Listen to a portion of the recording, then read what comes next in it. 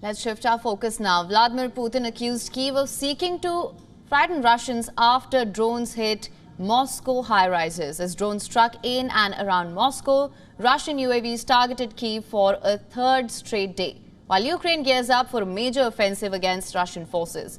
The United States said that it does not support attacks inside Russia. Нет сомнения, что киевский режим уже давно перешел к откровенно террористическим методам. Для этого используется то вооружение, которым Запад накачивает этот режим. Заявление Запада о том, что поставляемое вооружение не должно использоваться против территории Российской Федерации, это очередная ложь.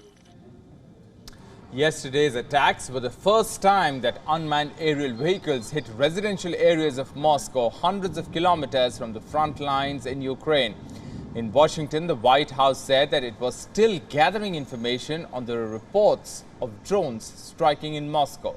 Washington is a major supplier of weaponry to Ukraine on the condition that it uses it to defend itself and to retake Ukrainian territory occupied by Russian forces. Here's what the White House press secretary said. We do not support attacks inside of Russia. That's it, period. I mean, I cannot be any more clear than what I just stated. We do not support attacks inside of Russia, period. We've been very clear about that. That's been a general matter that you have heard from us over and over again this past several months, and I cannot be more clear than that. According to the Kyiv Institute for World Economy, the U.S. has directed more than $75 billion in assistance to Ukraine since the war began. The Council on Foreign Relations says Ukraine has become far and away the top recipient of U.S. foreign aid. It's the first time that a European country has held the top spot since Harry's Truman administration directed vast sums into rebuilding the continent through the Marshall Plan after World War II.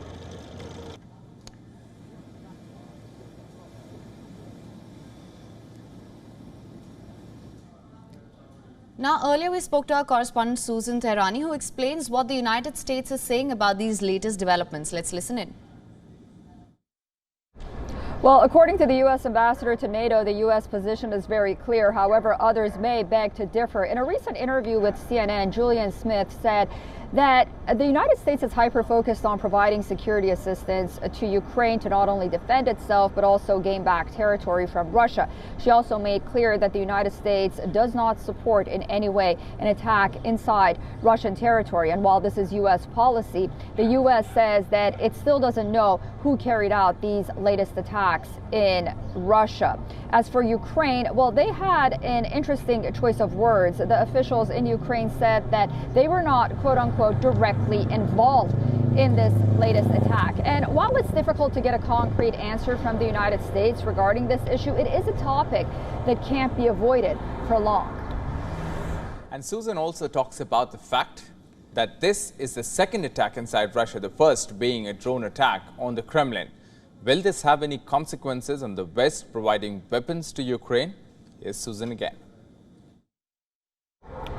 Air defense has been a main focus to provide security assistance for Ukraine, not only on the part of the United States, but a coalition of about 50 countries.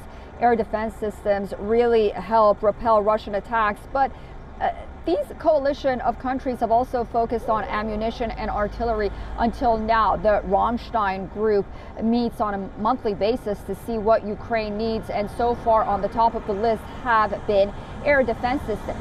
But the real challenge will ultimately come regarding those F-16 jets. While the training for Ukrainian soldiers have already been green-lighted, ultimately who is willing and will provide these F-16s for Ukraine will be interesting to see.